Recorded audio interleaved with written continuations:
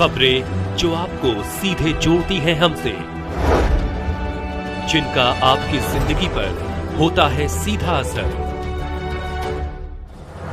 खबरों की वही तस्वीर, बिना बदले बिना डरे, जज्बा सच का लिए, सच दिखाते हैं। रियायती बिजली की सुविधा समाप्त करने की कार्रवाई के विरोध में बिजली कर्मियों का फूटा गुस्सा। पावर कॉर्पोरेशन प्रबंधन पर कार्य का वातावरण बिगाड़ने का आरोप। आपको बता दें कि वाराणसी विद्युत कर्मचारी संयुक्त संघर्ष समिति वाराणसी ने आरोप लगाया कि पावर कॉर्पोरेशन प्रबंधन ने दिनांक 25/11/2024 को निजीकरण का ऐलान कर बिजली कर्मियों को संघर्ष के पथ पर जाने को मजबूर कर दिया। अब बिजली कर्मियों को विगत 47 वर्ष से मिल रही रियायती बिजली की सुविधा समाप्त करने हेतु दबाव और प्रतिकूल कार्रवाई की धमकी देकर प्रबंधन ने ऊर्जा निगमों में कार्य का वातावरण पूरी तरह बिगाड़ दिया है। संघर्ष समिति के आवागमन पर वाराणसी के संघर्ष समिति ने नगरीय विद्युत वितरण मंडल सिगरा वाराणसी पर जोरदार विरोध प्रदर्शन किया और जबरिया स्मार्ट मीटर लगाने के पावर कॉर्पोरेशन के दिनांक 22 दिसंबर के आदेश की होली जलाई। संघर्ष समिति ने कहा कि पावर कॉर्पोरेशन प्रबंधन निजीकरण के नाम पर लगातार बिजली कर्मियों पर उत्पीड़नात्मक कार्रवाई कर रहा है। रियायती बिजली कर्मियों की सुविधा समाप्त करना एक शुरुआत है। पावर कॉर्पोरेशन प्रबंधन बिजली कर्मियों की 24 घंटे की इमरजेंसी ड्यूटी के चलते बिजली कर्मियों का विशेष स्टेटस समाप्त करना चाहता है। समिति ने कहा कि केंद्र और राज्य सरकार का हर विभाग अपने कर्मचारियों को विभाग की सुविधा देता है। इसी के तहत रियायती बिजली की सुविधा मिल रही है। समिति ने कहा कि आज रियायती बिजली की सुविधा छीनी जा रही है। अगला कदम बिजली कर्मियों को मिल रहे हैं टाइम स्केल से छेड़छाड़ करने का और इमरजेंसी ड्यूटी के कारण मिल रहे कई भत्ते को समाप्त करने की पावर कॉर्पोरेशन की तैयारी है।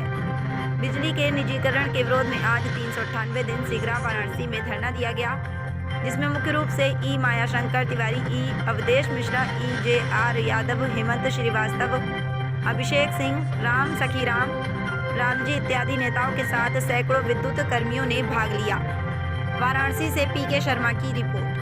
शंकर तिवारी, अध्यक्ष उत्तर प्रदेश बिजली मजदूर संगठन, घटक संघ उत्तर प्रदेश विद्युत कर्मचारी संयुक्त संघर्ष समिति। तिवारी जी, क्या मसला है जिसकी वजह से आज आपने क्या धरना दे रहे हैं? ये धरना निजीकरण के खिलाफ चल रहा है। विगत 14 महीने से 24 नवंबर 2024 को हमारे चेयरमैन साहब ने अनाउंस किया कि बिजली विभाग का निजीकरण किया जाएगा। इसके खिलाफ में 17 और 27 नवंबर से हम लोग लगातार आंदोलनरत हैं। धरना प्रदर्शन और सत्याग्रह आंदोलन से हम लोग सरकार का ध्यान आकृष्ट कर रहे हैं। और हम लोगों का कहना ये है कि जब बिजली निजीकरण हो जाएगा तो जैसे उड़ीसा में, तो आगरा में, ग्रेटर नोएडा में, महाराष्ट्र में बिजली 17 रुपया यूनिट दी जा रही, वैसे यहाँ भी 17 रुपया यूनिट हो जाएगी, जबकि यहाँ पर अधिकतम रेट 6.5 रुपया है।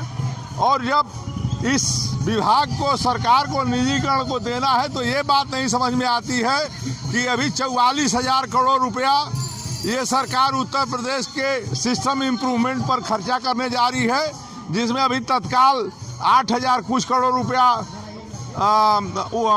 पूर्वांचल को दिया है और 8,300 कुछ करोड़ रुपया दक्षिणांचल को दिया है, जबकि पूरा उत्तर प्रदेश का बुक वैल्यू जो इंफ्रास्ट्रक्चर है पूर्वांचल और दक्षिणांचल का, ये लगभग 10 लाख करोड़ के आसपास है। इसको ये 6500 इसका मिनिमम प्राइस रख करके इसको धन पशुओं को, मैं धन पशु इसलिए कह रहा हूँ कि अडानी है, अंबानी है, उनको ये देना चाहते हैं। इस तरह से ये 5 कंपनी बनाने जा रहे हैं। 5 कंपनी का मतलब कि 30,000 करोड़ रुपए में इसको ये दे देना चाहते हैं, जबकि इसकी वैल्यू 10 लाख करोड़ रुपए है। ये हमारे टैक्स के पैसे से विद्युत विभाग बना हुआ है, तो ये किसी को अधिकार नहीं है कि जनता के सामान को, जनता के विभाग को, जिससे वेलफेयर का काम है, स्वीपर से लेकर के चेयरमैन तक और राष्ट्रपति तक ये बिजली आपूर्ति की जाती है। और बिजली ही एक ऐसा सामान है पूरे विश्व में जो 13 रेट में बेची जाती है, किसानों को अलग रेट में दी। अपनी बात किसी से रखे हैं, किसी उच्चाधिकारी? बिल्कुल, मुख्यमंत्री तक, चेयरमैन तक, प्रधानमंत्री तक लगातार पत्राचार हम लोग कर रहे हैं। और हम लोग 14 महीने के आंदोलन का ही परिणाम है कि माननीय विद्युत मंत्री जी को विधानसभा में ये बयान देना पड़ा है कि अभी निजीकरण का फैसला विद्युत विभाग का नहीं लिया गया है, कि हम लोगों का आंदोलन सफल चल रहा है और अंत में सरकार को अपना पैर वापस पीछे खींचना पड़ेगा। और जो आईएएस प्रबंधन है, जो मूल बात इसमें है, ये आईएएस प्रबंधन महाभ्रष्ट है, महाचोर है। पूरे उत्तर प्रदेश में या पूरे हिंदुस्तान में आईएएस प्रबंधन का आय की संपत्ति जांच करा ली जाए तो किसी के पास भी 500 करोड़ रुपया से कम की संपत्ति नहीं मिलेगी। लेकिन ये दूसरे के लोगों को, दूसरे इंजीनियर को, जेई को, लाइनमैन को कहते हैं कि भ्रष्ट हैं, जबकि ये खुद भ्रष्टाचार में डूबे हुए हैं।